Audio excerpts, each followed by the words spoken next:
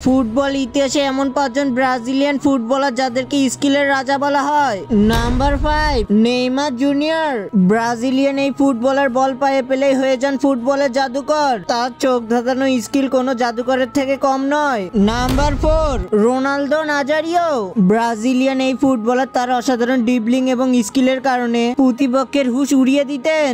Number 3, football বিশ্বের রাজা পেলে।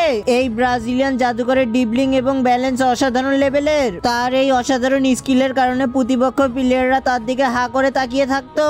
নাম্বার 2, গারিনছা। ব্রাজিলিয়ান কিংবদন্তি তার ফ্রি স্কিল এবং ড্রিবলিং এর কারণে প্রতিপক্ষের রক্ষণে ভয় দেখিয়ে দিতেন। নাম্বার 1, কিন্তু সেটি দেখার আগে তুমি যদি ফুটবল খেলা পছন্দ করো এবং এই ছবিটিকে ভালোবাসো তাহলে ভিডিওতে একটি লাইক দিয়ে চ্যানেলটি সাবস্ক্রাইব করবে এবং কার ফ্যান সেটি বলে যাও। Number 1, Ronaldinho. ব্রাজিলিয়ান এই ফুটবলার বল পায়ে পেলে তার ড্রিবলিং এবং অসাধারণ দক্ষতার কারণে প্রতিপক্ষ প্লেয়ারদের নাচিয়ে ছাড়তেন।